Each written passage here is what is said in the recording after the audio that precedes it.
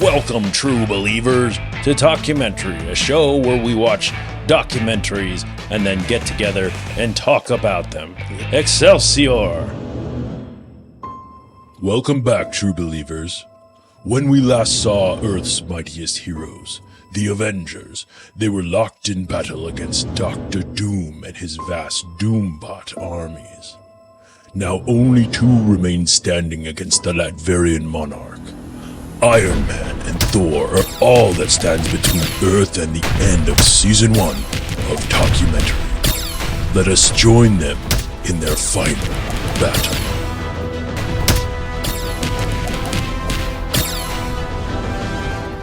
It is I, Dr. Doom, who will finally bring an end to the mindless cackle of Talkumentary.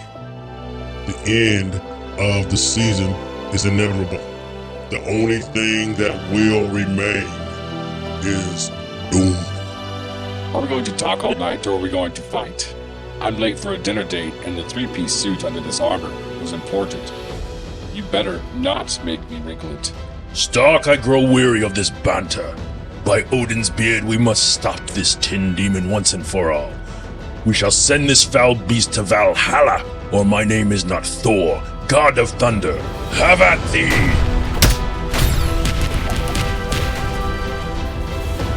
God, a billionaire, and a tyrant clashed together like worlds colliding.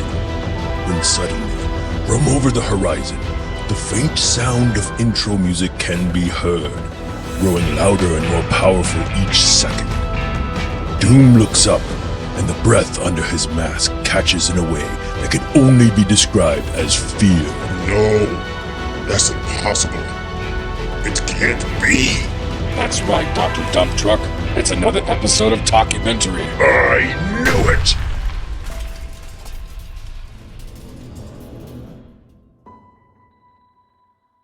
Welcome, everyone, to part 50 of the story called Talkumentary. That's right, everybody. 50 episodes in. Isn't that crazy? Oh, wait. 50. That's Yep. what it was. Yep. I'm your host, Jeff Kolaski. I am playing the part of the God of Thunder, the wielder of the mighty Mjolnir, Point Break himself, Thor, Odin's son. This will be our last normal episode of the season before our season finale next week.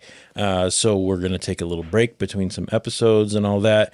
But I figured for our 50th episode, we would do something marvelous. First, let me introduce our heroes for this evening, our team of heroes. Playing the part of billionaire, playboy, philanthropist Tony Stark, a.k.a. Iron Man, is our very own Matty Boom Blatty. What's up, Matty? Hey, thanks for having me on. Yeah, of course. What a great episode to do it. I know. This one's fun. I love this. This is, there's a couple episodes, or I should say, documentaries that really hit on points for me that are like near and dear to my heart. We've got like the ones about the Navy or the one about drums and things like that.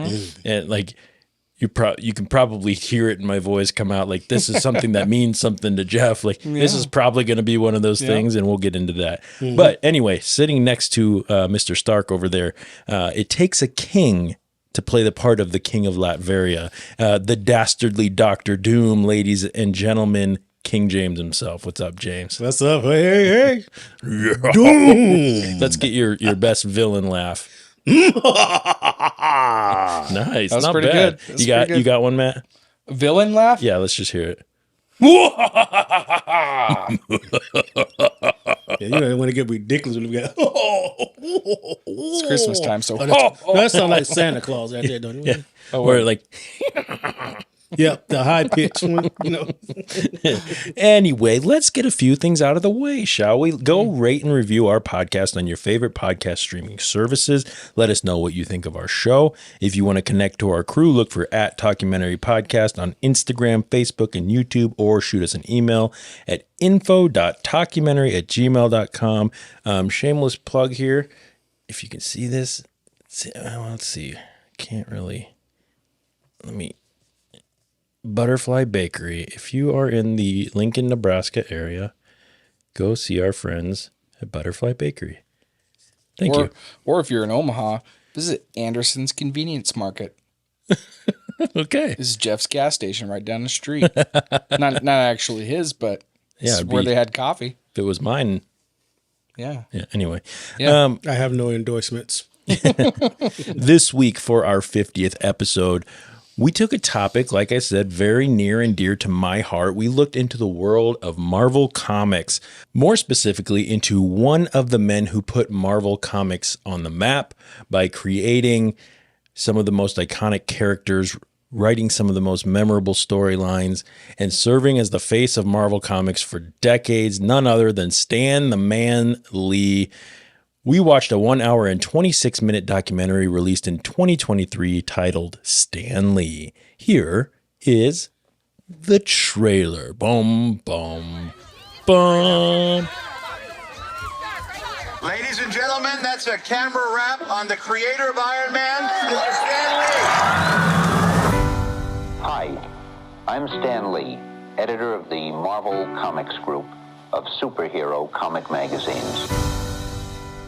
We didn't have any money. It was during the Depression, but I would read everything I could get my hands on. And man, I felt as though I could go anywhere.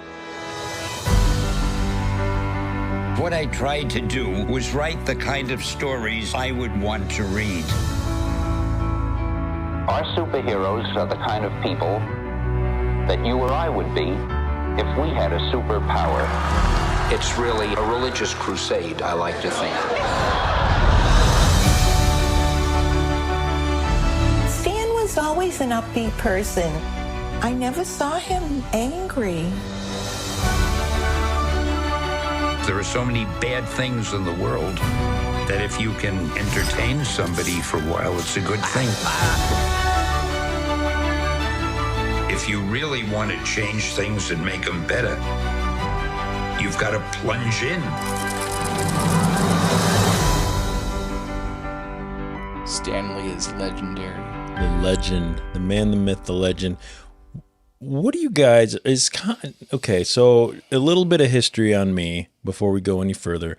I was born and raised reading comics. I was inundated in everything comic books, with the cartoons, the toys, all that stuff. The comics, was that something that appealed to you guys, either of you, at all in your childhood or in your adulthood or at any point in your life? Was this something that you, Matt? You know, naturally, my family.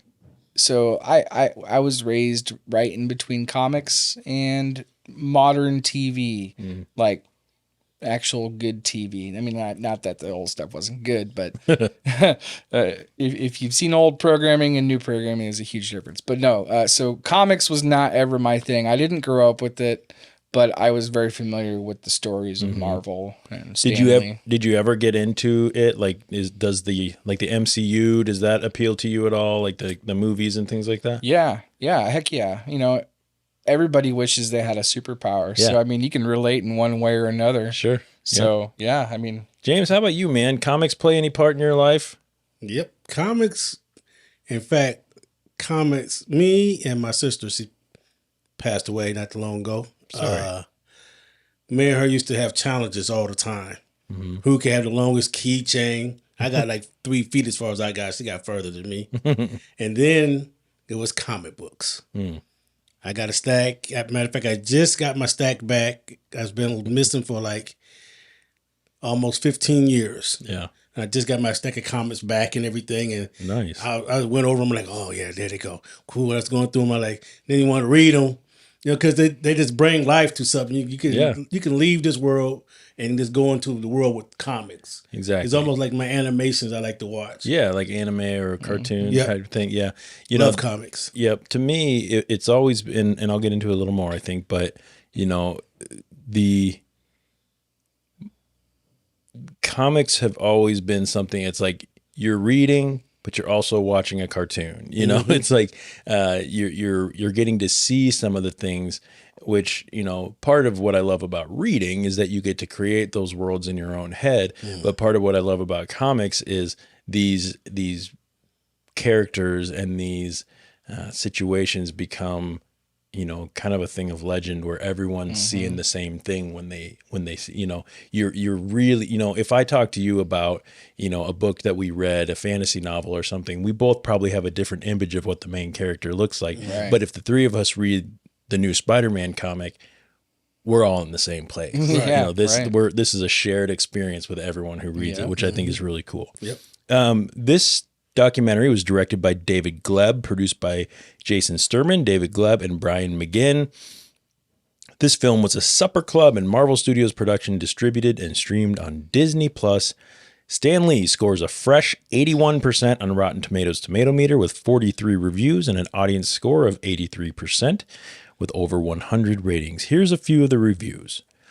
A fresh review from Brian Costello of Common Sense Media says, quote, "This is a loving tribute to the best known of the comic book creators who helped create so many iconic superheroes and villains." So it's pretty straightforward. And then a rotten review from Samantha Nelson of IGN Movies says, quote, "Glosses over all of the controversy surrounding the leader of Marvel Comics at the expense not just of the other writers and artists who deserve credit, but of the documentary itself, which is a bland and uninformative work of brand building."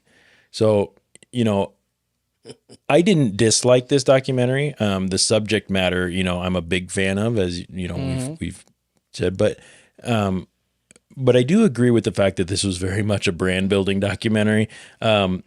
This was built for Disney and Marvel. This was very much like, hey, let's make something else that gets people excited about our product. And, but that doesn't mean it wasn't entertaining. Right. But anyway, we're going to have a link with the credits stuff and the showy notes. Let's get into it. Showy notes. A quick warning before we get into the episode. If you haven't seen the documentary yet, go check it out before you listen. This is your one and only spoiler alert.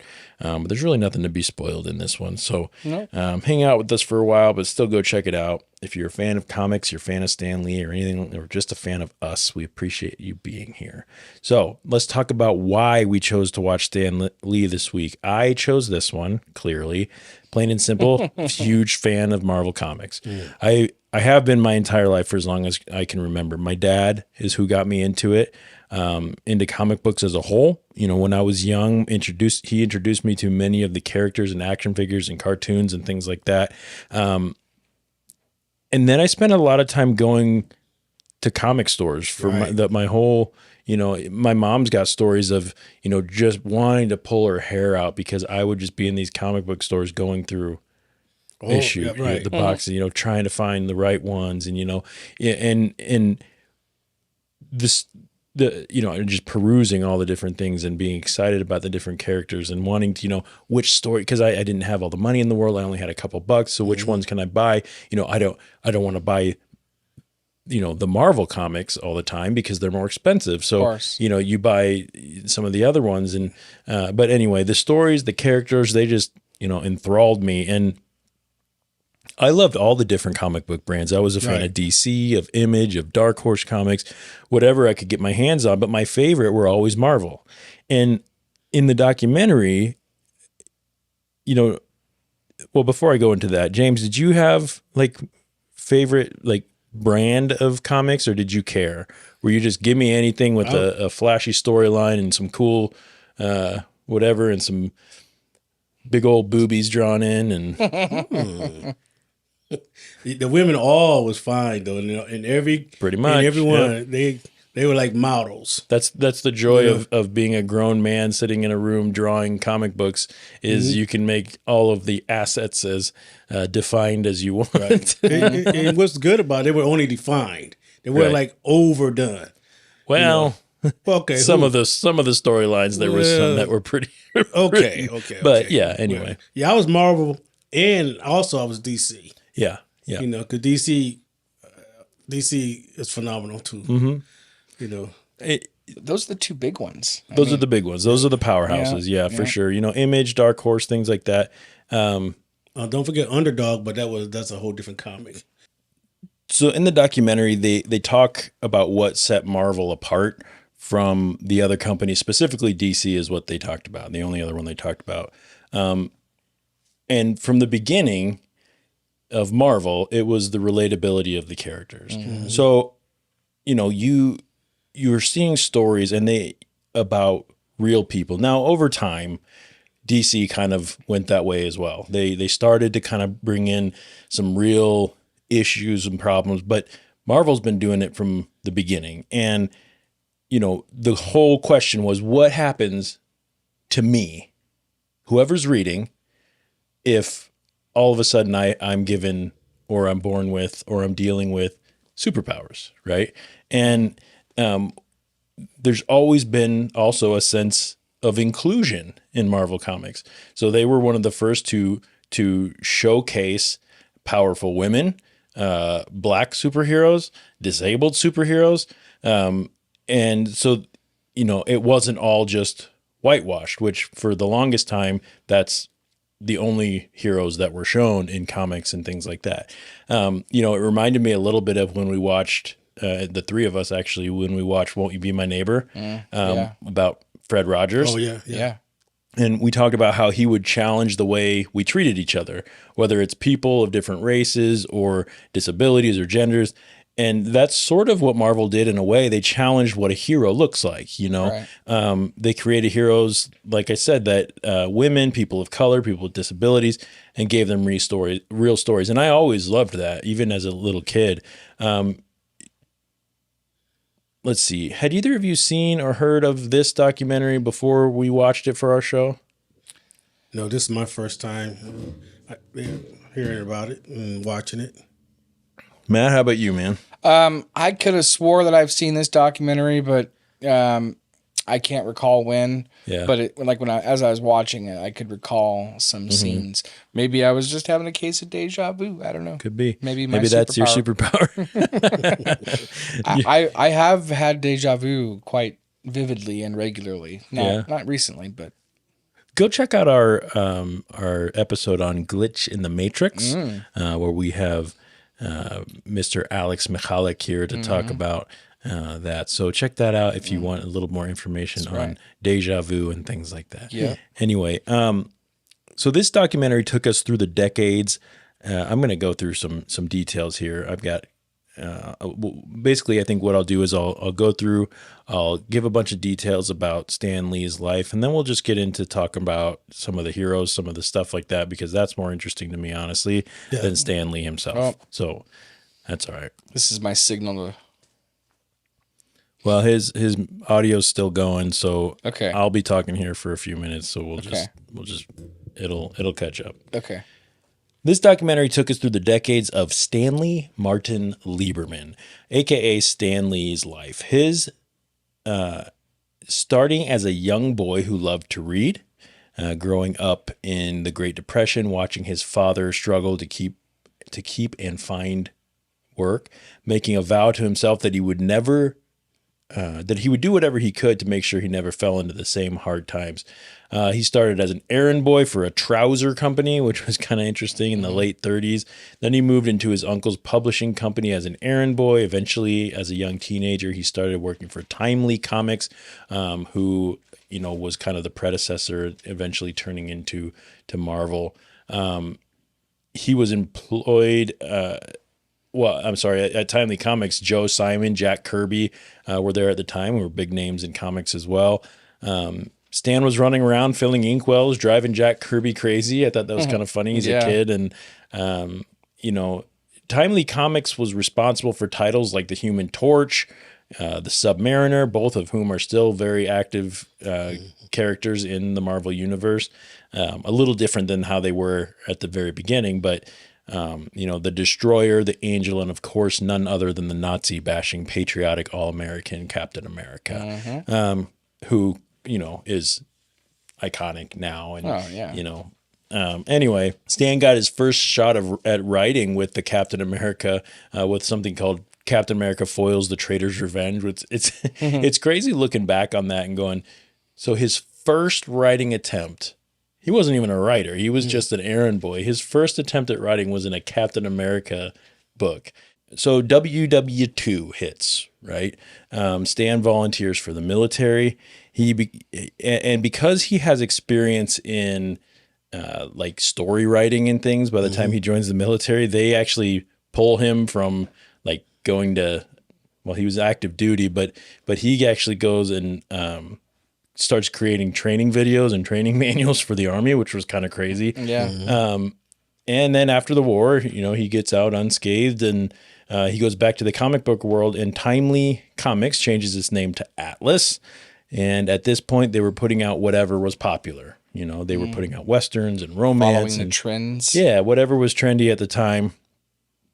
And then comics started to get a bad rap. They started kind of being left unchecked and got a little out of hand with some people's minds, and they were accused of being perverted, or they were all about horror. They were showing adultery, things like that, crime. So the Comics Code Authority was born, which was something that comic books needed to abide by in order to continue creating that content.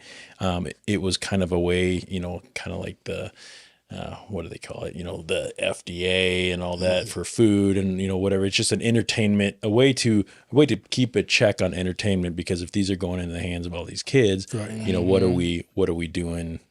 How are we making sure that that's not completely atrocious, right? Yeah, which I think we still need. What we need today on some of these TV shows with all the kids that's watching them now, we technically do, but it's just becoming more and more relaxed. Yeah. Things are becoming more. You look at some of the other countries around the world, like we're pretty restrictive on what we can see on mainstream TV. Yeah. So anyway, then something big happened in the world of comic books, and this was not at Atlas Comics, but rather over at DC. A little thing called the Justice League was born. Justice League. Who's in the Justice League? Superman, Batman, Aquaman, Wonder Woman, Flash, Green Lantern. We've got these big names in comic books, the best of the best, right? The best of the best. These like monoliths of heroism, right? The darkest one being Batman still has a moral compass that always points north. He's just a little grouchy sometimes. Yeah. And Atlas wanted a group of heroes. So Jack Kirby comes back. He had left for a little while. Jack Kirby comes back, teams up with Stan Lee, and who's the ever creative. And they're basically told, we need a group. This group thing is nice. We need a group. So they create a little team called the Fantastic Four. And they changed their name to Marvel. And this really got the ball rolling on what is to this day the biggest powerhouse in comic books, absolutely, probably ever. I mean, you don't pass it. I mean, now they're teamed with Disney, so they're even more of a powerhouse. So, thoughts? Fantastic Four. Fantastic Four was the first thing that Kirby and Stan Lee collaborated together and came up with. And it happened to come out at the same time. We was traveling through space and stuff, right? And the thing sounded fantastic. It's relevant at the time. We're doing space travel, and we talk about how these characters who are geniuses, and they're going to space, and that's how they get their. It's fucking genius. It's smart. It is, but people don't know, or they might know. The comic book people know that idea of the Fantastic Four came from. Is it Kirby? Kirby actually brought that from DC Comics. And he started a thing called Challengers of the Unknown. So he took those characters and kind of incorporated them with Stan Lee, and that's when they came up with the Fantastic Four. Yep. So the Fantastic Four. So most of the people that are listening to our show right now have probably watched this documentary, or they're into comic books, and the Fantastic Four is something that anybody who's even slightly remotely into comic book, they know who the Fantastic Four is. Right. Are you guys fans of the Fantastic Four? So we got Reed Richards, which is Mr. Fantastic. That's the man. He's the genius. He's got the stretchy body. We have Sue Storm, the Invisible Girl, the Invisible Woman. Eventually becomes Sue Richards. She marries Reed Richards, right? Richards, yeah. Her brother Johnny Storm, who's the Human Torch. This was the reimagining of who the Human Torch was from early on in Timely Comics, and then Ben Grimm, the Thing. And they created villains like Doctor Doom. Third Doom. That's right. So, you fan of? Did you ever get into Fantastic Four? I'm really embarrassed, but like I couldn't like if you asked me who Fantastic Four was, I couldn't have named names. Interesting. Yeah, That's interesting. Yeah, man. Sometimes I don't realize. I think when I grew up so inundated in it, and Fantastic Four was one of my dad's favorites, and I think probably because he was, he had some of these original comics and things like that at one point, and this was a big deal. How about you, James? Fan of the Fantastic Four? Love it. What? In fact, when I got older, only thing that turned gray in my hair was my sideburns. Mr. Fantastic, baby. They always called me Mr. Fantastic. Yeah, no, that's great. Yeah. One of the best things. So the Fantastic Four, the family unit, right? So they took something that, let's not just make a group of the world's most perfect superheroes like Wonder Woman and Superman. Let's take a family, friends. Ben Grimm was best friends with Reed Richards forever, right? Right. Sue and Johnny were siblings. Reed and Sue get married, or they were an item, and then they get married. Even Victor Von Doom and Reed Richards went to college together, and they were roommates and buddies. Yeah, sure enough. That's how their rivalry started. And so a real thing. So imagine, you've got your family, and you guys do a thing, and now you each have how do you deal with that? And one of the best things that come from this group, and they talk about it in the documentary, is the introduction of a fallible hero, a relatable hero. So this is not just the perfect person. Reed Richards is an annoying asshole sometimes because he's such a know-it-all. He can't be told that things are wrong, that his ideas are wrong, or he gets so wrapped up in his work that he never pays attention to his family. There's countless frames in comic books where Reed or the family will go into his lab, and he's stretched all over the lab doing 10 different things at once, and his brain's going a million miles an hour, and that's just Reed Richards. Well, he's fallible. You've got Johnny Storm, who's a hothead. I mean, that's why you get the Human Torch. He likes to chase women. He's a jokester. And then Ben Grimm, who's a sensitive big dude who really doesn't like the fact that he turned into a rock monster, but Johnny pokes that at him. And the other thing about the Fantastic Four that was so great was the most powerful person in that group was the Invisible Girl, the Invisible Woman. Yep. By far. I mean, she's considered to be one of the powerhouses of the Marvel universe, right? But it's all starts with, her power is to disappear. She's shy. She wants to hide, that sort of thing. But it progresses into, force fields and, things like that. And she becomes a real powerhouse, which, that was incredible. The other good thing, and we'll move on, I promise. But you talk about like some of these the villains, right?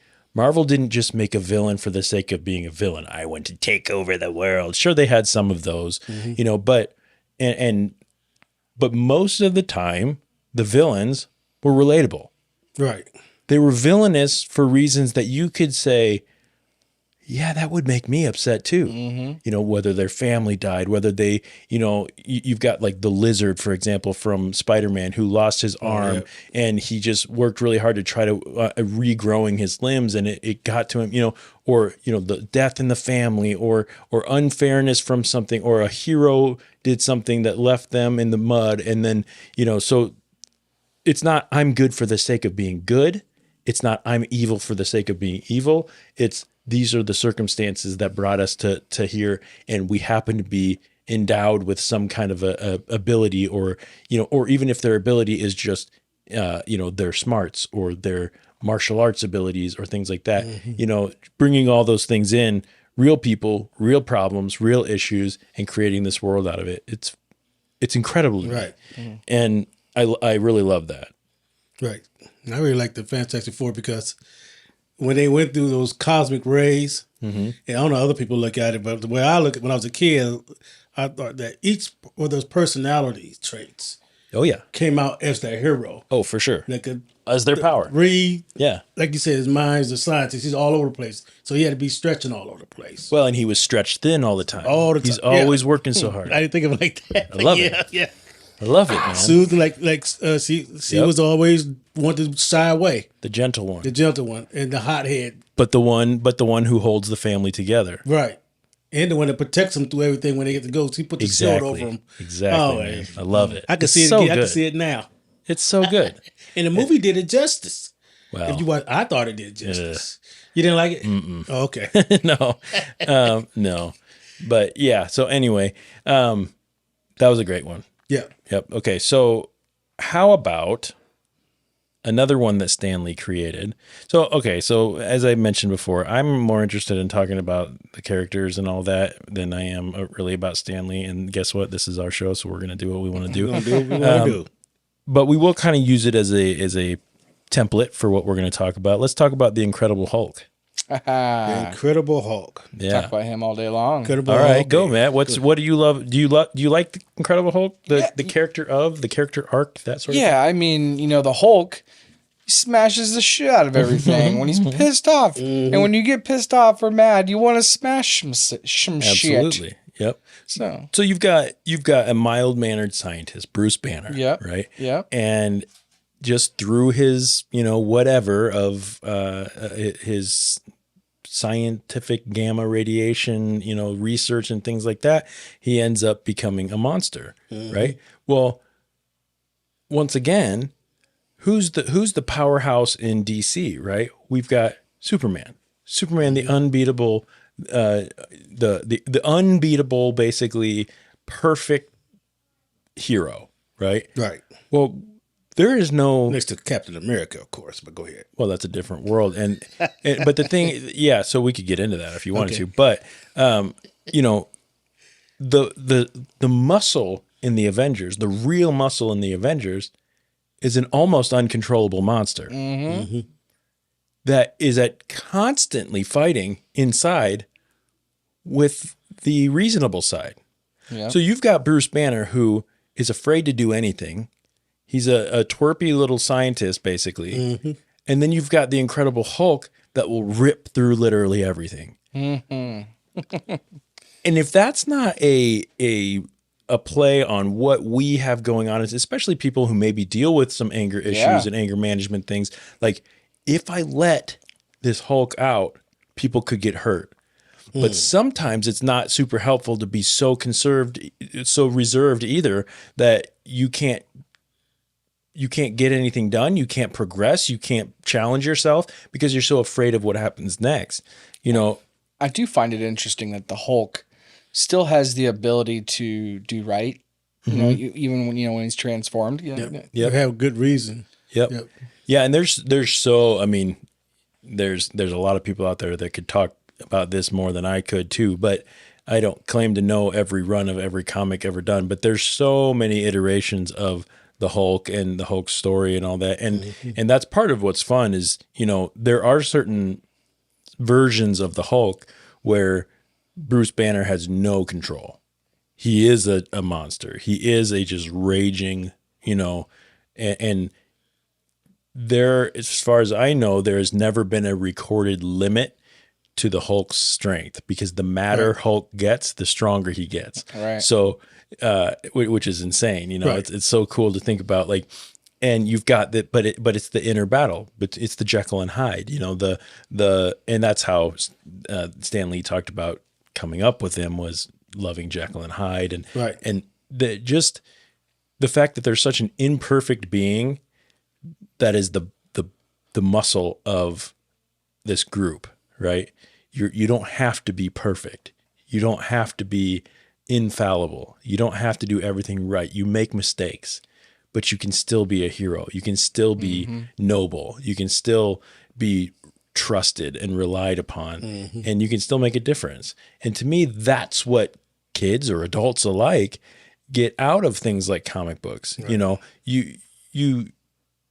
To me, it's no more childish, and we can get into the childish versus adult, thing, but it's no more childish to watch or listen to or read a comic book or a comic book story than it is to watch, a TV show, a drama TV show.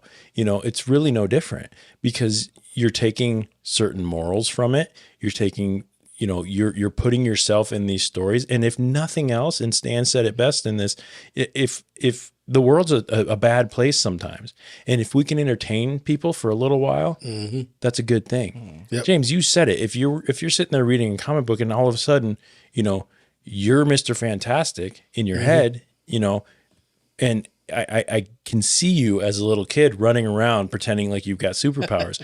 I did it regularly. Yeah. I didn't do it regularly, but I did. I want to fly. That's my thing. I want to fly. I did have a cape. I could tell you guys no story. I did have a cape. You guys. I did too. I made it myself. Nice. I used to be a skateboarder a lot, and I was a superhero. Called myself I actually called myself the Fantastic Four as a skateboarder. Yeah. I had little wings I had to put under my. I would go down a skateboard with my wings flying out. How like much this. money I'd pay to be able to see that? Yeah, right. And I would go the one-legged rider. Oh, nice. It was something else, man. Yeah. So anyway, that's the Incredible Hulk. So let's move on to Spider-Man. So Spider-Man was basically the home run for Stan Lee, right? And for Marvel, really, it's what launched Marvel into absolute untouchable status because and what's so funny and I really like to see, I had actually never heard this side of the origin of Spider-Man. You hear the origin of the character of Spider-Man, but the creation of Spider-Man, I didn't know that this was something, so Stan Lee, always trying to push ideas and go, he wants a monster as a superhero. Okay, the Hulk. He wants a family. Okay, the Fantastic Four. But now he wants a teenager, as the main hero, not a sidekick, not a member of the family with regular problems.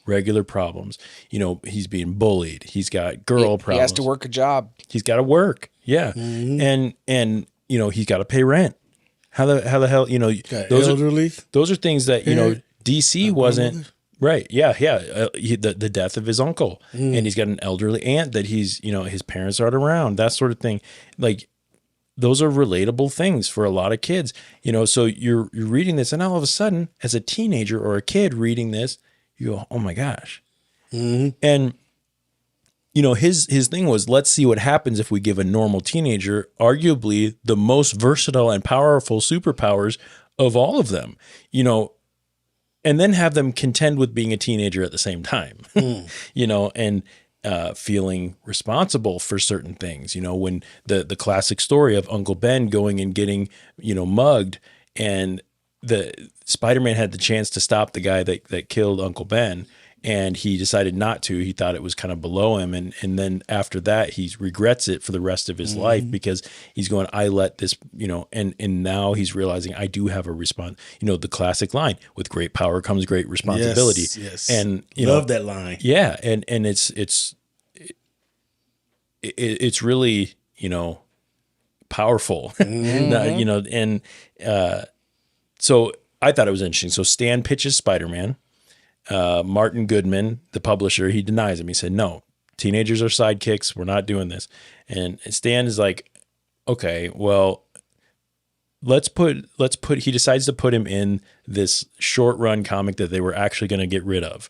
So he's like, we have one more just random comic, and he puts Spider-Man right on the cover, and that thing sells through the roof. And all of a sudden, Martin Goodman comes up to him and goes, hey, remember that Spider-Man you did? Let's get it rolling. The one that we like all of a sudden.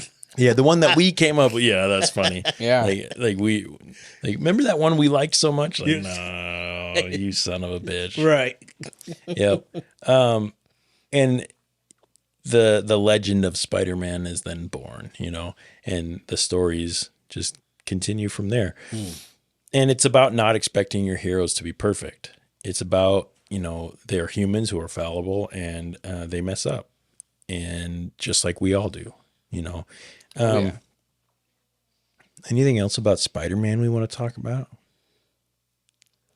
I mean, Not like all the spinoffs that they did on them. All the spinoffs. Yeah. Oh yeah. Like was The it whole Venom? the whole Spider-Verse, All that stuff is like Venom was the villain of Spider-Man. The villain of Fantastic Four was Dr. Doom. Mm-hmm. Each one had a dark side and a good side. Yeah. You know. Venom wasn't always a villain. Right. You know, there were times where he did things that were not villainous, you know, which is kind of cool. You know, you look at all the massive heroes over the course of history. Oh yeah. And like the ones that have the most movies made about them, you know, Spider-Man definitely ranks up there. You know, Superman, obviously, he's got tons of movies made about him. Yeah. And so, yeah. Then we get introduced in the film just a little bit. One of my favorites growing up. He still is up there as one of my favorites, but my opinions kind of changed a little bit. But I was all in when I was a kid, and that was when we're introduced to Thor, the Norse gods, right? The creation of Thor in the Marvel universe. They decided to take Norse mythology and create characters from that, which to me almost feels a little bit like a cop out to take existing mythology and existing characters and put them in, you know, to put them in. But it's also kind of genius because you have a whole bunch of stuff to draw from at that point. Right. Because how they did it was interesting to me. What they did was basically, so I guess the idea is that the mythological gods and deities were actually aliens with immense strength and powers. So the Asgardians, Asgard was actually another planet, right? So, or a realm, okay? So the ancient humans, when they'd see these Asgardians, they called them gods. Right. So when they say the god of thunder, well, he's not really the god of thunder. He's just essentially an alien who has superpowers or a hammer or whatever it may be that gives him lightning powers. Right. So so it would make a lot of sense because think about that. Imagine you're an ancient human. You know, we don't have space shuttles. We don't even know what space is. We don't have the technology. We don't have internet. We don't have any of that.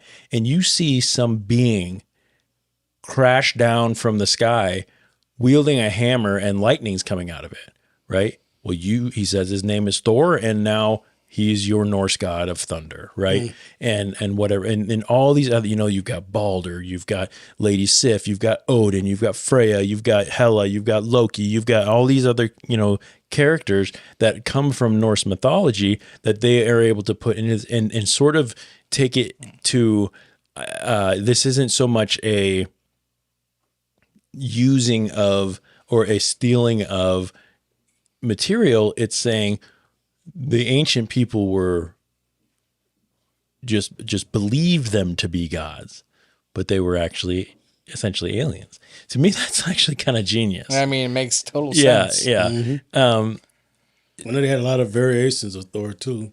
Like the beginning, where just a regular guy like us went hiking up into some mountains, found his hammer, and he became Thor from that. You know, I like that. I like that. Theory of it, you know, this regular everyday guy. Yep. And then there was Donald Blake, who was like an EMT.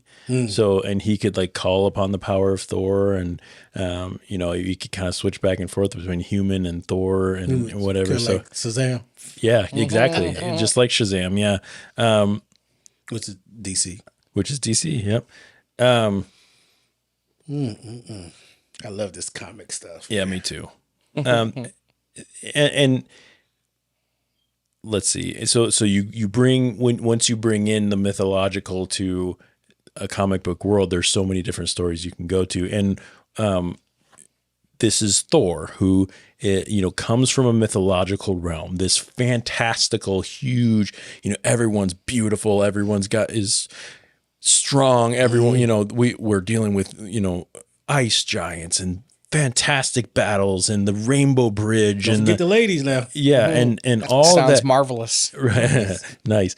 It's surrounded by just these larger than life characters and things. And he has to, and he gets either, and depending on what depiction you are, he either gets cast out to Earth, or he finds Earth and falls in love with Earth. He almost has pity on humans and decides that he needs to be basically their defender, and one of the things, you talk about the MCU and the first Thor movie, not the best of the Marvel movies, but I loved the fact that they put the god Thor and they sent him to Earth.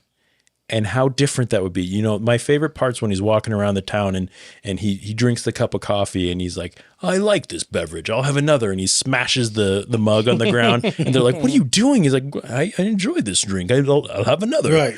Because that's customary where he's, and they're like, well, just ask for more, dude. Like, or when he's like, he walks into the pet shop and he's like, I need a horse and I need it now. And they're like, we're not that kind of a pet store. And he's like, then a bird large enough to ride, it's so cool seeing someone so out of their own element, but, and having to contend with what's happening around them. It's just so compelling and it's such good storytelling. Yeah, it is. What movie is that from? What? Where he goes into the pet store? That's the first Thor movie. First Thor. Yep. Now you have to go watch it again. I'm gonna. Yeah. It's good. Yeah, I really like it. Like I said, it's not the best of the Marvel movies, but to me, some of those earlier ones, like the early Iron Man or the first Thor and even the first Captain America, as cheesy as that was, like some of those origin stories were really neat. It was neat seeing it. They followed some of the comics a lot closer, even though there was a lot of differences as well. They took a lot of liberties. Anyway, we could go on and on about that.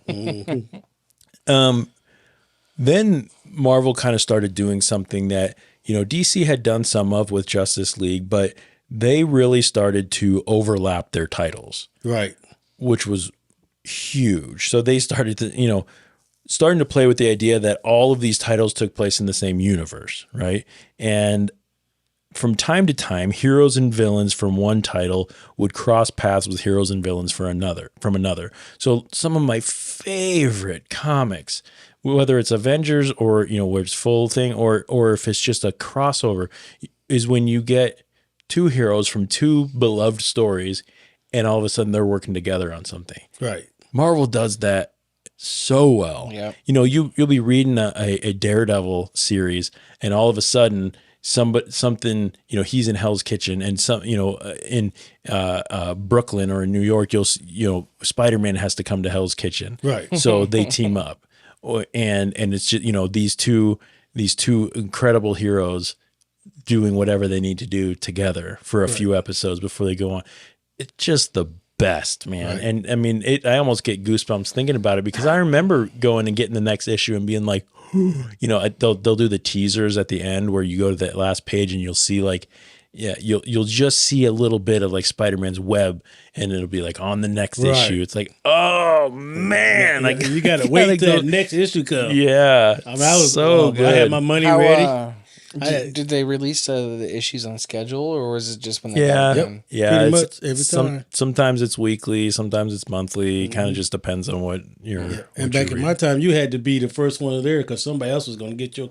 Yeah, I was there. I'm telling you, I was there on that rack, rolling my finger around, flipping that rack around, trying to read trying to read it in the store so you don't have to pay for it. Yeah. Well, I pay for all.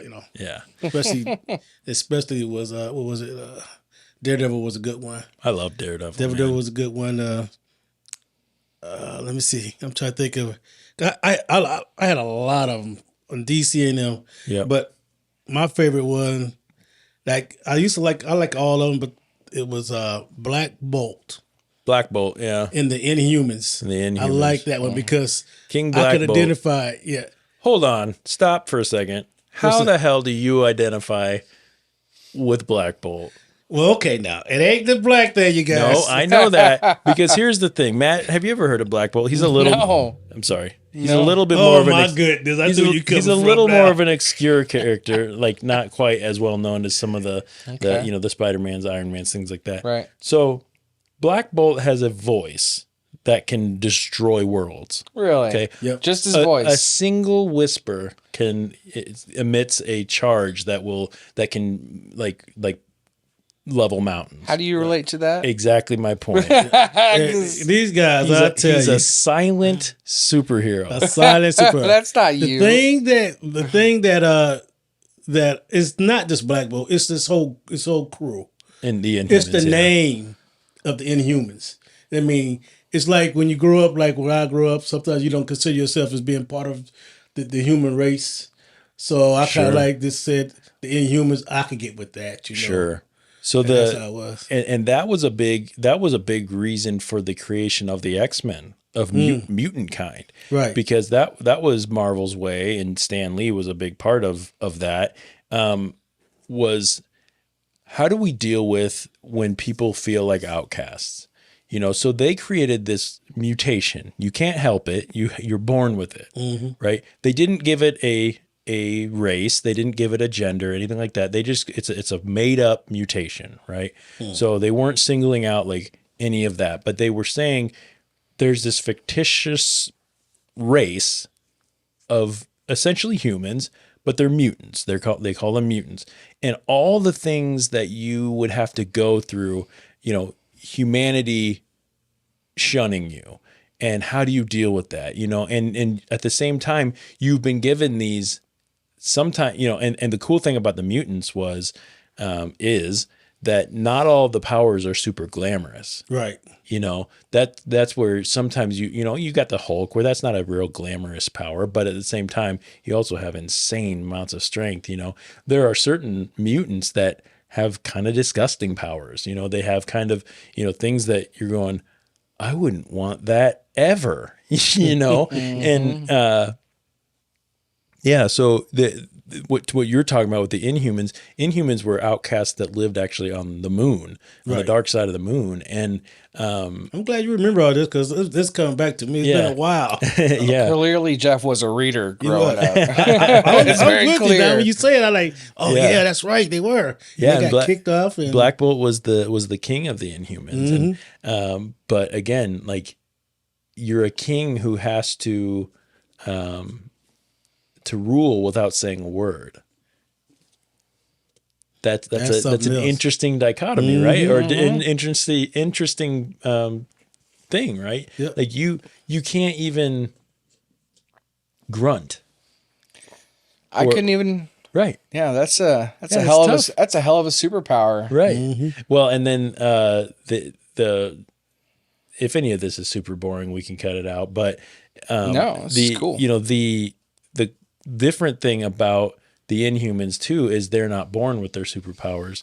They have. I don't remember if it's a create. You know, someone might listen to this and be like, "You idiot! It's a thing." But whatever, fuck you. We hope you do. Yeah. They have this thing called the Terrigen Mists, where at a certain age they submit all of the Inhumans who live on the moon and whatever to the Terrigen Mists, and sometimes you get a superpower. Sometimes you get something that's kind of awful, and sometimes you don't get anything. Right. And so the race of Inhumans, there's a lot of people who are just, you know, kind of worker class, you know, and they didn't get powers when they got introduced to the Terrigen Mists. Right. They like breathe in and stand in this mist, and if they get a power, then they become kind of an upper class, you know, protector or whatever it may be. And if you don't, then you usually become like the workers. The worker, yeah. Yep. So again, like you said, James, it's an interesting way to be on the outside of normal society, quote unquote, on the moon. People don't really know you're there, but you come and you interact with Earth sometimes, depending on what's happening. That was where Medusa was from, which was one of the first. Medusa, the hero, not Medusa from like Greek mythology. Yeah. Medusa had this long red hair, and she could use it to like reach out and grab you and whatever. Yeah, it's kind of interesting. But anyway, wasn't that his wife? Yeah, yep. It was Black Bolt's wife. Black Bolt's wife. Yep. They had some babe wives too, wasn't it?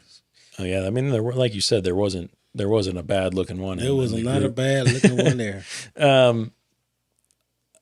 Okay, a little bit about the the documentary that we watched. Something that I found interesting was when Stan and some of the others were around this like round table thing, talking to some of the heads of DC, right? And talking about what sorts of stories should be put into comics. And they show Stan Lee almost laughing at this guy because the guy from DC says, you know, you don't want to put anything relevant in your stories. You know, people read comic books for larger than life. They want to see heroes. They want to see, you know, gods essentially, you know, and I think there is some truth to that, right? Because obviously DC didn't do bad for themselves, right? You know, they were onto something. They, you know, there is something really cool about something terrible has happened.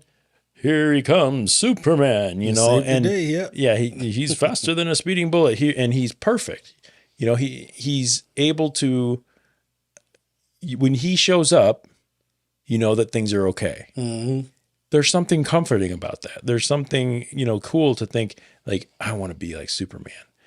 The moral compass, my heart is always where it needs to be. And I can overcome anything. And even my weaknesses, you know, being one green rock, it, you know, and it's so funny. Right. I would like to be out of this world.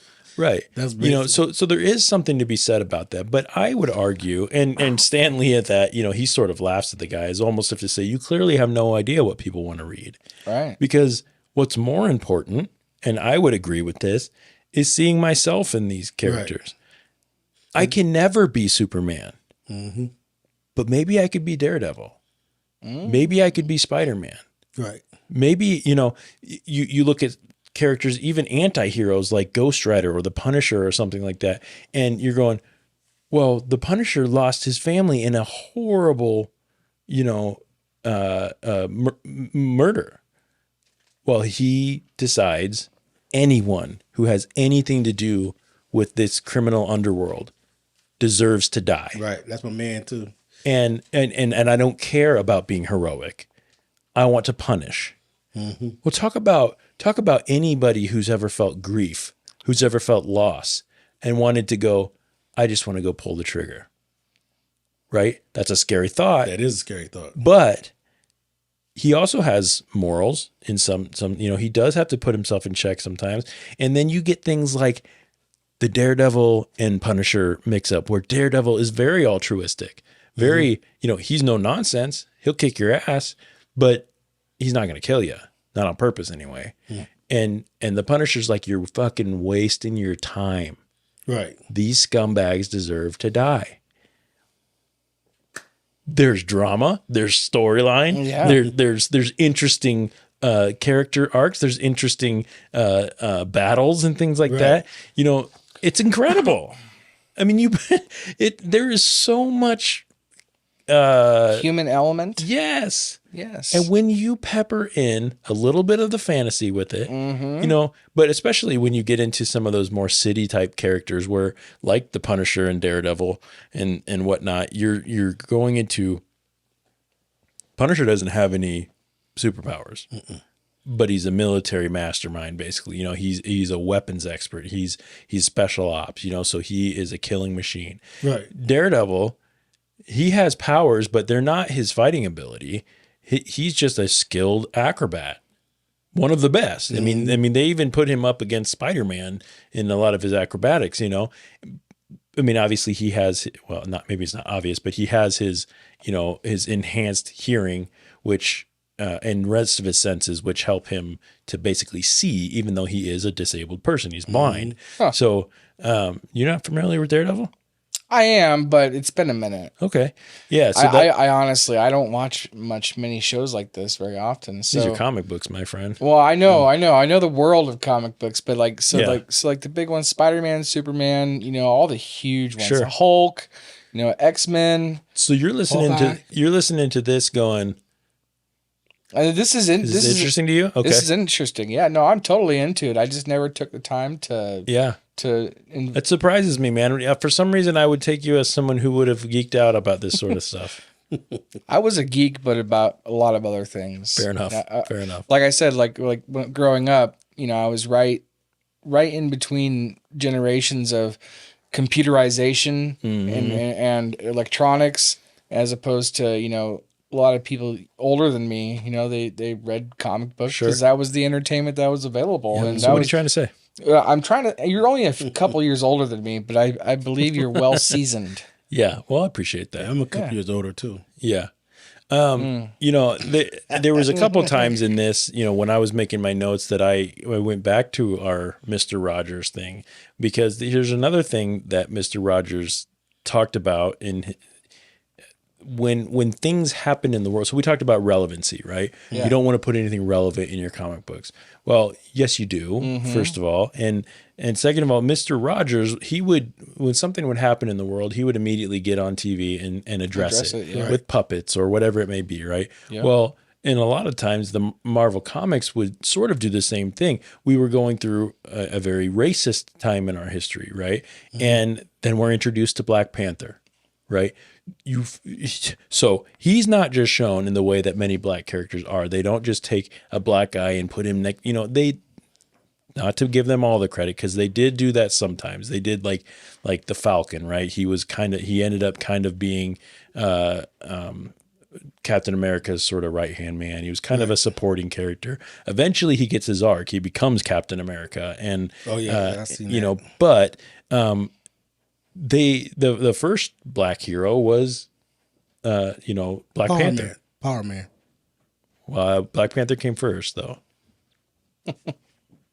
What do you say, audience? So, yeah, Power Man, Luke Cage. Yep. So the but the cool thing about that is they didn't just, like I said, they didn't just make a supporting character. They made the character. The king of Wakanda, right? The somebody who was known to be they even said it in the documentary, his intelligence rivaled that of Reed Richards. He wasn't just some, stupid, whatever that a lot of people, in a lot of the old history, you'd show a black person and they look dumb. They look like they're stumbling around, but he's going, we've got technology in Wakanda that will blow yours out of the water because our people are this smart. And he is one of the smartest people, and it's like that to me was like Mr. Rogers bringing officer, whatever, and washing feet with him and going, right. They're just people, and at the time that so many people couldn't do it. But imagine, James, if people aren't watching, James is a black guy. You know that? Right. Did you know that, James? No way. But if you're reading, it's chocolate brown, chocolate dark brown. that mocha coffee color. Yeah. They need to make a captain. They make a hero out of that. Yeah. The Mocha Man. The Mocha Man. But then if you're reading those, if you're a kid, right, and you pick up comics and you see one with someone that looks a lot like you on the cover, you can relate. That means something, man. Marketing. Marketing. You're expanding your crowd. Well, it is marketing, but it also is important. Oh, absolutely. It's not just, to me, you could argue, I think, that you kind of pander to your audience, right? Right. You want a bigger audience, so you say, well, then I want a hero that's black, white, female, disabled, all the things, because I want everybody. But that's also inclusion. Yeah. Like it's not just good marketing, it's inclusion. And they talked it's about important. that too, because he identified that 10% of his audience was female. Right. And so that spurred him to create. You need Captain Marvel. Yeah. Go ahead, James. Sorry, you've been trying to talk. I'm always trying to talk, Old Black Bolt sometimes over there. Black Bolt, keep it quiet, man. I do nothing, blow somebody away. I was just saying when you said that how people can relate to the characters. Yep. They had Stan Lee sitting there. He was talking to a bunch of kids, and they was talking about like the evil. That was it, the big evil one that got most of the audience stuff. He's like, it really doesn't. What it is, it doesn't matter if you're handsome, ugly, strong, or weak. It is the character of a person that you can relate to. Yep. That you so much that you can care about them, or you can empathize with. Right. And that is the main thing of Stan Lee's whole thing. Empathy. Yeah. You want to empathize with the characters, and you want a character who's empathetic to what's happening around them. Yeah, even the bad guy, Even the bad guy. Right. Yeah.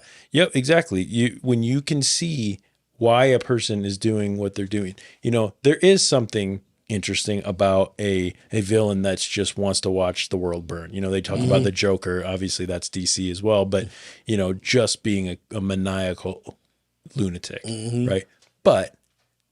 And that can be fun sometimes, but that can't be all the villains. Right. No. You need a villain that was struggled. Right. That was given a rough go and maybe came across this power or this energy or this technology or whatever it may be. And you go, I'm going to take what's mine rather than whatever, and can you really blame them? No, a lot of times. No, I feel for him because I remember sometimes reading some of them, and the villain was damaged so much mentally, and then when he started to turn, you could see someone they start to turn towards the good. Yeah, and you'd be rooting for them. Just come on, man, just make that step right over the line. Just do it. Let's do it. And then as soon as they get ready to do it, somebody knocks them down. And they go right back to the villain side. Dog it. And you can take your time to think about this if you need to. We can have Matt cut some of the thinking out. But I'm curious if there's a villain that you relate to more than others that you can think of. Is there a villain that you think of that you go, I see why they're quote unquote bad. I see what they're doing, and I don't necessarily think they're totally wrong, or I don't, there's the common thing where people go, Thanos was right? If you watch the MCU, where you go, we could stand to lose 50% of the population and thin things out, randomly without bias, without whatever, so, that obviously you can't use that one now, but, so I was starting to relate to that. Yeah, I know. Anything you can think of? Oh, well, I could think of a couple of them here. Lex Luthor. Let's talk about Marvel. Oh, we're gonna talk about Marvel. Okay. Lex Luthor. Lex Luthor was just a He was just a bad guy. He yeah. wasn't there nothing super about him. Okay, Counselor. How about Two-Face? Can we stay in Marvel, please? Oh, God, no. Okay, let me see. Who can I relate to on Marvel? Let me see here. It's all right if not. But. Loki. Okay. I can go with him. Okay. I can relate with him. What do you relate to? I relate to him that he was not a bad guy at all. Right. And he just became a bad guy through circumstances. Yeah. And I could see a lot of people in my neighborhood that were just good people. He was the younger, forgotten brother, right? Where his older brother outshined him, and he often felt jealous. And he was, he was technically a stepkid, to Odin, and depending on what of course, which storyline you're reading, right, or if you're watching the movies and the shows or whatever. But it's a lot of kind of misunderstood, angst that, you're just being you're compared to Thor, like, well, you're not Thor. And I can see how that could piss you off, but you are just as useful and as powerful, right, and as, and unfortunately Loki kind of went the way of a villain, but I guess I didn't realize, but Magneto. Yep. Magneto's I didn't realize that he was a villain. Yeah. Magneto was actually the one I was going to say. Son of a gun. No, you're good. You're good. Yeah. Magneto is probably, in my mind, one of the most compelling villains, right? And not super far fetched either. I mean, like, and when you look at all the superpowers out there, like some of them are kind of crazy and out there. Yeah. But like to be able to do magnetism, and levitation and stuff like that. Yeah. That's wait. He could not levitate. Well, he could. He could create he could make himself levitate through magnetic field. Yeah. Okay, now let me set the story straight here, you guys. Let's hear it. All right. Now, Magneto could not levitate until he had metal around him. Okay. But later in time, they learned that if you have like a type of metal in your blood, he was able to manipulate that. And then that was a whole different story. Right. Magnetic field and whatnot. And if he's wearing, metal in his uniform, he can float himself. And anyway, that's why Wolverine didn't have no chance against him. It's the stupidest thing ever. Why Wolverine ever? I know. Okay. Well, I got your bones, but anyway, I agree with you that Magneto, because less about his powers and more about what he stood for. You've got Professor X, Professor Charles Xavier, who is the leader of the X-Men, the good guys, the quote unquote good guys in the mutant world, right? Mm-hmm. So you've got who believe that despite how much hatred is spewed at us from the human race, it is our responsibility to find ways to work with them, to prove to them that we are not a threat, that we are here to help a society, to that sort of thing, and to help protect if we needed, and they do that. A lot of what the X-Men do is protecting humans from other mutants. Yep. Right. Well, so sure, you can see that, and that does make the X-Men technically the good guys. But think about that in this world. Think about if we had a group of genetic, whatever, and half of and some of our humans were spreading hatred, the Nazis, for example. Well, think about if there was a group of Jewish or people, or let's just say Jews that were Jews. Yeah, that were standing up against other Jews who were fighting the Nazis. That doesn't feel right. Nope. No. Just think about when he said that, I was thinking about Martin Luther King. Sure. He stood up and say, "Hey, we're not all villains just because we're this. Right. We can stand up and help the country. We can stand up and help each other, and Martin we're not Luther going King, for those." He was not like a Panther fan, and not like the Black Panther. And though Black Panther was not too. That's probably a better. That's probably a better analogy than the Nazi thing because of how awful the Nazis were. But Malcolm X versus Martin Luther King, or Black Panthers and Martin Luther, because you've got somebody who's very intelligent saying we can work together and make this work, and somebody else who's also very intelligent saying, no, we deserve for you to be. Both are right. Right. Both are right. A little bit more peaceful. One is more willing to be violent, be aggressive, be discontent, where the other is less willing to do that and wants to find way. Talk about like relevant storytelling, right? So you talk about Magneto. Magneto's the Black Panthers, party in this scenario. He's going, no. We are not less than you. In a lot of ways, we're more than you, which, his Homo superior, which he called the mutant kind is Homo superior instead of Homo sapien, was more along the lines of like a superior race, which Hitler can't really see, that side of things, but he's going, no, not only that, but you don't get a choice to treat us terribly. We're here. We didn't choose this. We are people who are deserving of everything that you're deserving of. Well, hate to say this, I fall more in line with someone like Magneto than I probably ever would in the Charles Xavier camp. As a kid, I'm a fan of the X-Men. I love the X-Men. I love, that, and I love peaceful resolutions to things, but I'm also not willing, the sort of the things that came out of, if we were in the Marvel universe, and I have a mutation and a superpower, and it's a combat style superpower, right? And I'm in the X-Men. Let's say Jeff is now an X-Men, right? And Trask creates the mutant hunting Sentinels. It's over. I'm with Magneto and the Brotherhood now, because you went from not just hatred, not just spewing hate, not just, being discriminatory or being racist or anything like that. Now you're killing us because of our genetic difference. Right. Well, guess what? Now I'm on the other team.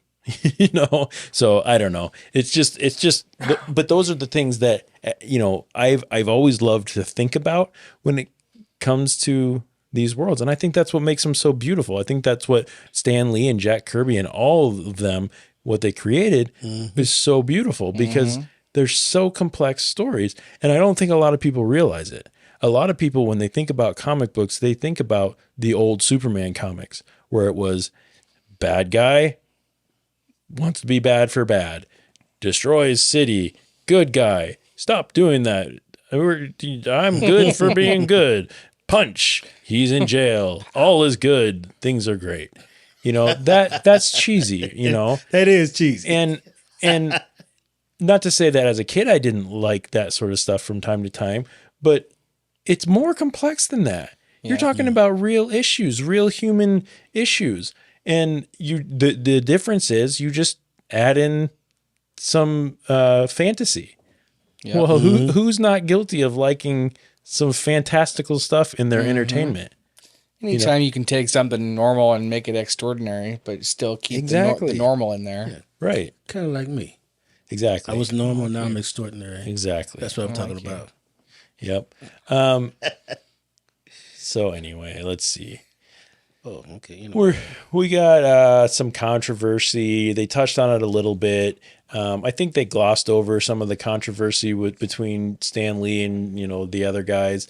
And the biggest thing is that from what I know, the biggest thing is that Stan Lee had a tendency to claim and to really believe that he was the sole creator of a lot of things that were actually more of a group creation.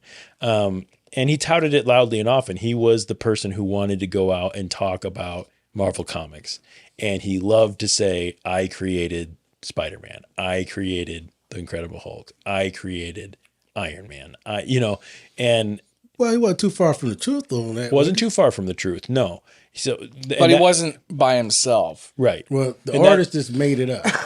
So that's the whole argument. That's the whole controversy. There's two elements to it. Who creates, how is a character created?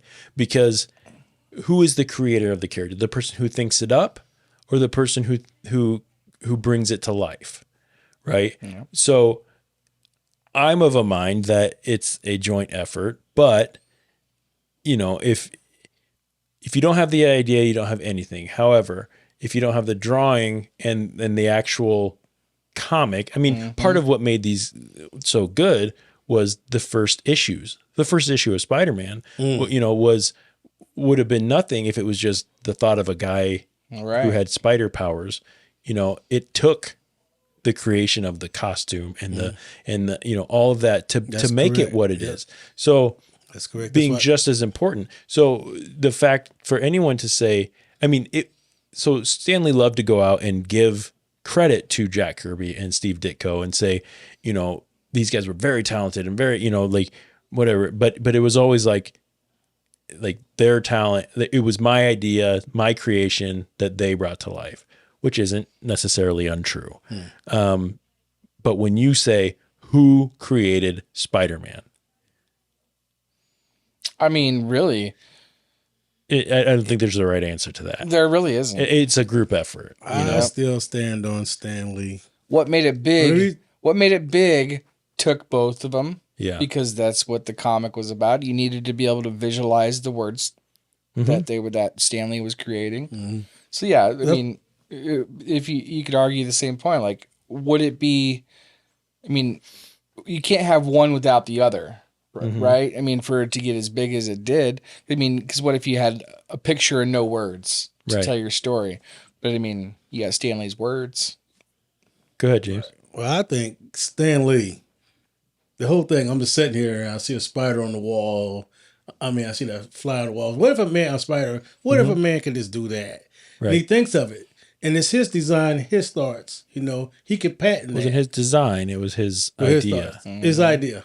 But he took it to one guy, and that guy couldn't do it like he wanted to do, so he took it to the other guy. So it was, he knew what he was. And the reason why I say that, he also was like the editor and stuff like that. Yeah. So, you know, he was a creator.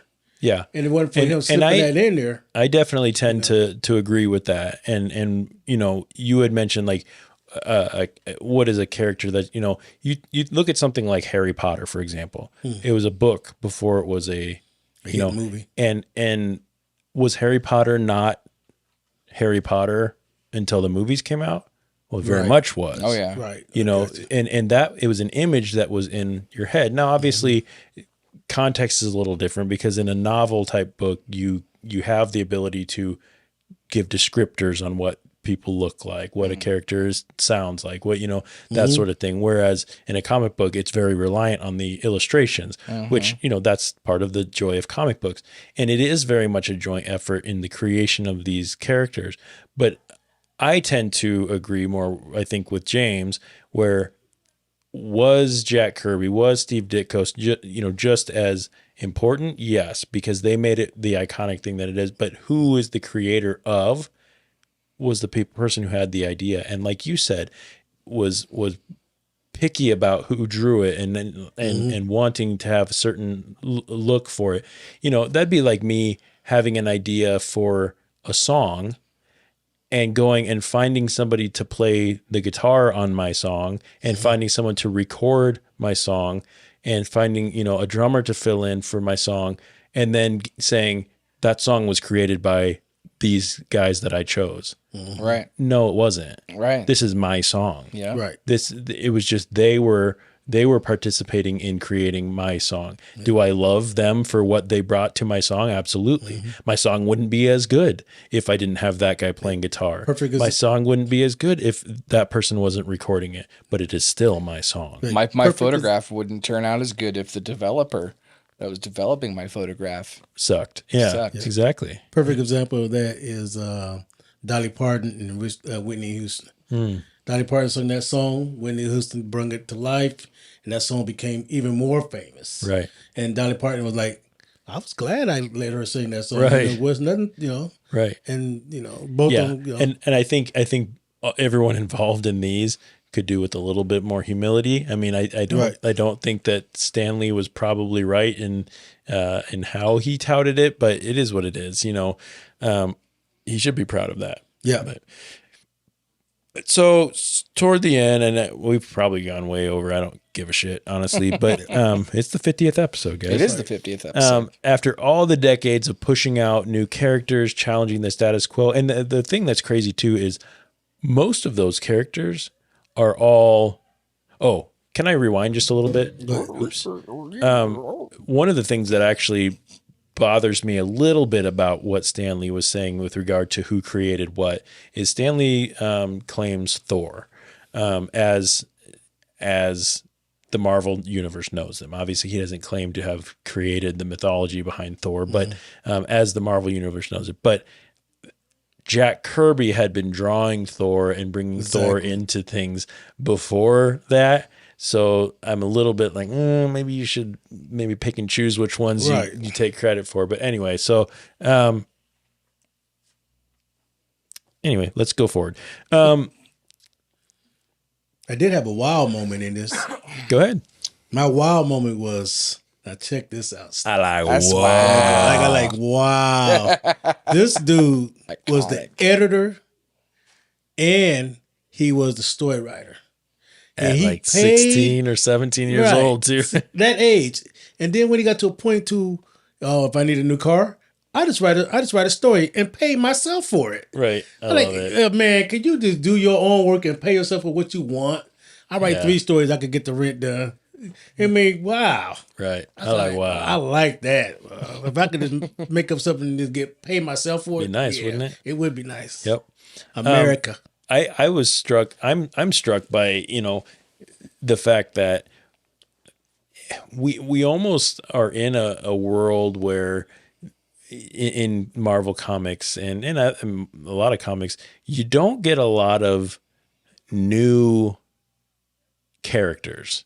Like you get some, you do get some, but the tried and true large group of characters have been there for a very, very long time. Right. You know, we're telling and retelling different variations of stories for decades. And that's got to be what it is. Like, how many times can you give somebody the same power as somebody else without being, you know, monotonous or whatever the word is? Yeah, and repetitive. Repetitive, thank you. And like, you know, we get new. You know, for example, you know, Kamala Khan, Ms. Marvel. You know, she's a newer character. They found, you know, I believe she's Pakistani, and they give her this interesting power, and they integrate her into things, and she's kind of a fangirl of what, you know, and that's a really cool thing. You find new ways to integrate new characters, but they integrate them with this larger group that have been here since the 20s, the 30s, you know, crazy. Like you're still writing new Captain America comics and they're still decent. You're still telling good stories. You know, to me, it's just insane. But anyway, so Stan Lee, after all the decades of doing this and watching these things grow, proving that this isn't only for kids, you know, you're writing them at a college level, you know, as far as the vocabulary and things. And something like the Marvel Cinematic Universe comes into play, the MCU, right? The powerhouse behind why these characters are so huge now. You know, I was a fan of all of these Avengers and whatnot before the movies came out. But now you'd be hard pressed to find someone who doesn't know who Captain America or Iron Man or the Hulk or Hawkeye or Black Widow is. You don't have to be a big comic book reader to know who those are. You don't even have to be a fan of the movies to know who they are. Right. It's so big. You just have to be alive in the world right now, and you're probably going to have an idea of who these characters are. Well, you know, you'd be hard pressed. For bad or good, these stories are huge, you know, so. And that has a lot to do with Stan Lee. Stan got cameos in all of those movies until his death. And it was always fun to see his cameos as they were going. Can you imagine what it must have been like for Stan Lee to, when you're getting into your 80s and 90, I don't remember how old he got to be, but when you're becoming an old man and you're standing here on the set watching a character that you created in your little apartment, in your little lab or whatever you know, and you're watching millions of dollars go into a production and they're asking you what you think. They're applauding you. Can you imagine the pride you must take? I mean, yeah. And that's one of them pure things too, because the art of creating comics and creating stuff like that is so pure and feels like it. Yeah. And you know, I think about that and I go, man, I hope he was proud. And I think he was. Oh, I'm sure. You know, and honored, you know, like in any of the people involved in creating these, it would be so, I mean, it almost feels like when you watch your child grow up to be successful and you know, it's a different type of feeling, I think, but probably in the same vein where something that I created is loved by so many. And you know, that to me is pretty great. Right. I get a shout out to his wife. Yeah. Sticking with him. Sticking with him. Good friends. I like the way they said what makes a good marriage, best friends. I love that. Their intro story was kind of fun. You know, he was going to meet some other girl and he ran into her and was like, I think I may have just fell in love with you, and then they stayed together forever. I like that story. Yeah, that's a, you know, in fact, that's a story in and of itself. You see the one that pushed them into the comics, you know, want you to do your own thing. I mean, you're going to quit anyway, so why would just jump into it? You know, Stan Lee said, hey, you go out something, you're going to try something, be your best at it. Try it. At least try it, because, you know, regrets last longer than anything.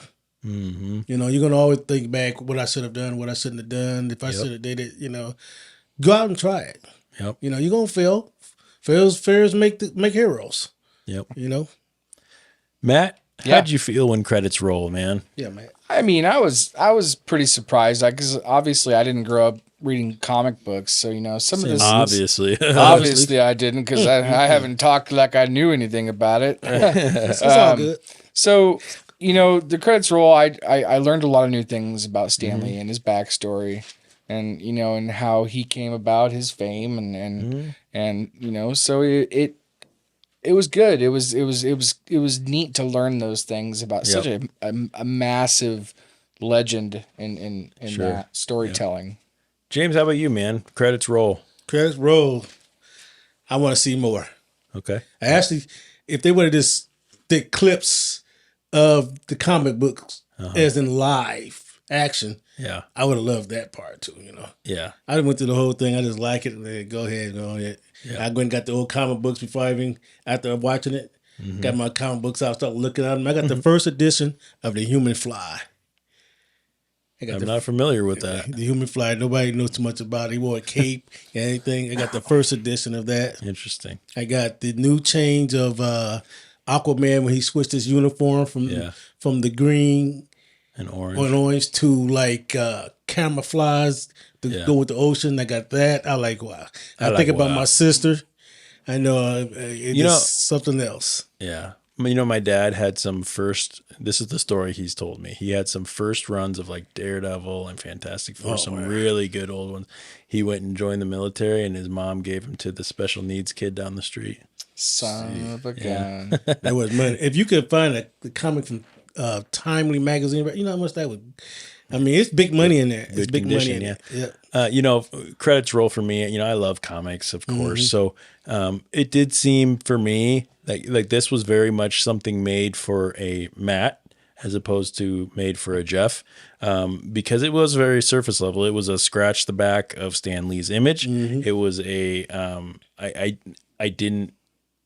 It was something fun for people to watch on Disney Plus, right? And I did enjoy it, but I didn't walk away saying, you know, wow, I really learned something new. There was a couple of interesting things, but you know, that's because I'm a nerd for this stuff. So I'm not, you know, these are stories that I'm very familiar with and all that. You know, I want the deep dive into the lesser known characters and things like that. But you know, I'm a fan, so I thought it was good. Should we rate the thing? Well, I got a question first. Let's ask it. Okay. Who out of the Marvel? I'm just gonna throw DC in with it. You can do anything you guys want to do. Okay. I know where this is going. Who is your favorite villain and favorite hero? Okay. And if you was going to pick one, which one would you be? Matt, do you want to go first? Okay. So, James, I have to ask.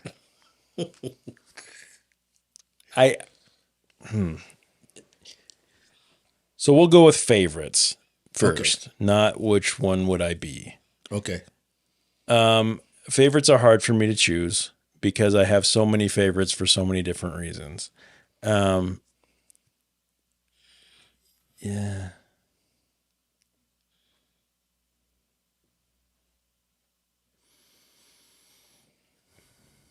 I can name some off. What you want me to? No, I got them.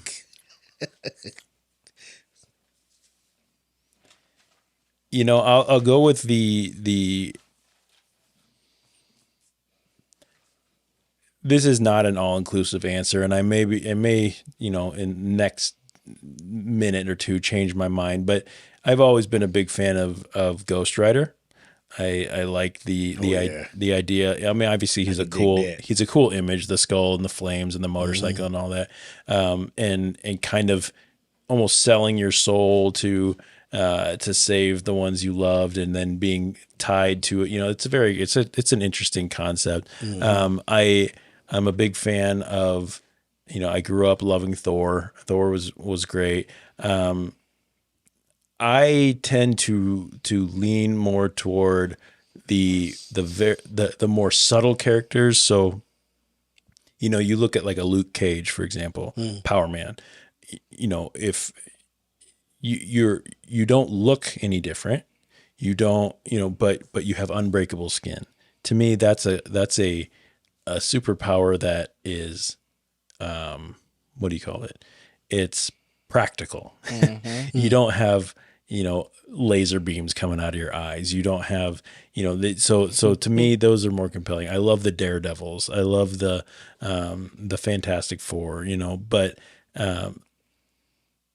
villains, Doctor Doom has always been one of my favorites. I love his, just altruistic sort of, I am Doom and Doom is all that matters and you shall not, that's it's a very conceited, egotistical person. But I also, but Magneto, Magneto is probably my all-time favorite. And then which power would I have? I don't think we have enough time to really get into that because if I were to just choose right now, I would probably do the unbreakable thing. I'd be unbreakable, but I don't want to say who I would be because you looped DC in there, and anyone who doesn't choose Superman's an idiot. Right. And that's kind of what I was going for because that's what I grew up with. That's the one big one, like growing up, Superman. Yeah. If you don't choose Superman, you're dumb because there's literally nothing that he can't do. Mm-hmm. And, but it's also a cop-out answer. I hate when people ask that, it's like, well, yeah, he can't be broken. He's fast at the speed of light. He can fly. He's stronger than anything else. But a green rock is his weakness. Right, but a green rock that doesn't exist in our world. Yeah. So if you're asking me which one I would be, yeah, it's probably that one. But, that's why when you say, when you loop things like DC into it, they're a little bit more on a level of, that a little bit, it's all unrealistic, truthfully, but, even more so unrealistic than some of the others. I like questions like which of the original Avengers would you be? And, that sort of thing, because, which it would be Thor, of course, but yeah. How about you, James? Silver Surfer. That would be my... see, here we go. Here comes the nerd in Jeff coming out because Jeff goes, I don't know that you really want to be the Silver Surfer, James. Do you know the story of the Silver Surfer? I do know the story of the Silver Surfer. I do. I actually do. Okay. But my question is... You're flipping your papers around. Oh, there it is. Okay, there we go. There we go. My question is, who's the favorite hero? Okay. I choose Silver Surfer. Okay, fair enough. Yep. And then on the villain part, I choose, where's the guy up? There we go. On the villain part, where we at? I choose,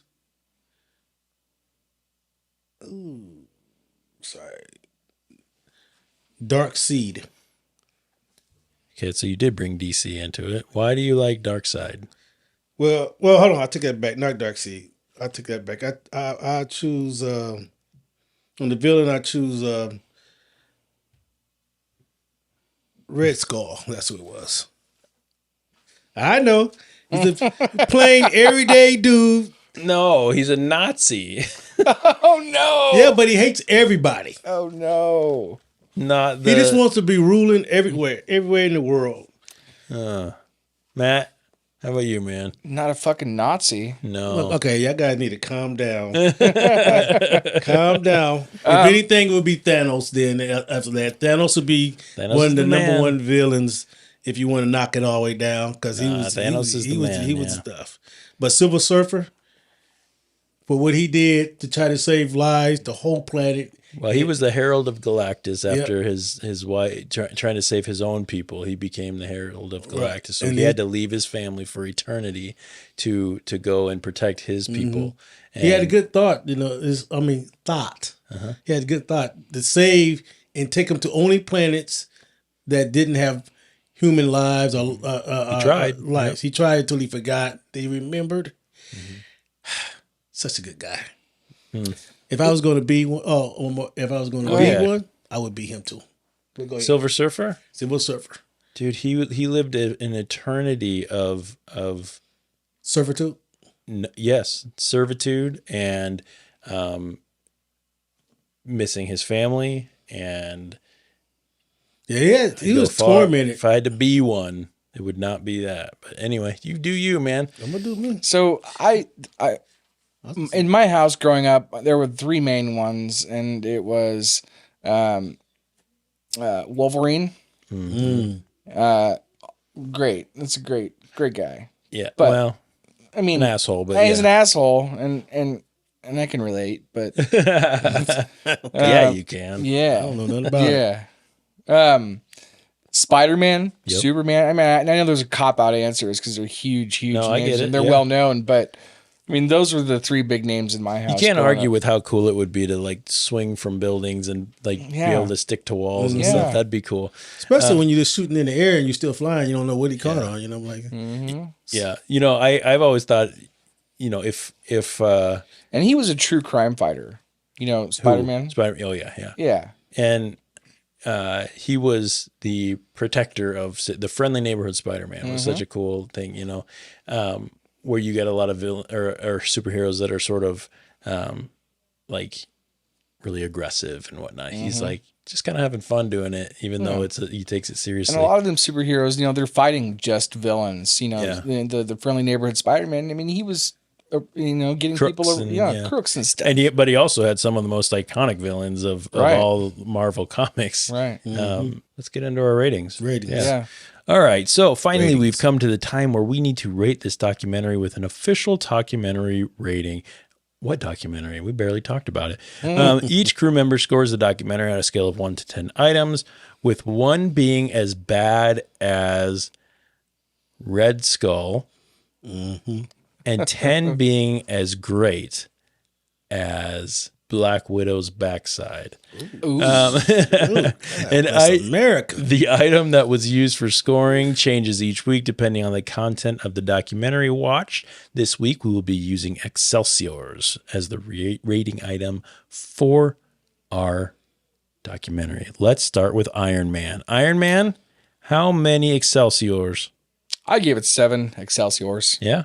Yeah. Why did rate? That's a pretty good rating. I did. I rated it pretty high because I found a lot of the information in this documentary pretty intriguing. You know, not knowing a lot of history about Stan Lee and kind of how he came about. You know, Yeah. I learned a lot. Very good. Yeah. What about Dr. Doom over there? Well, I gave it 6.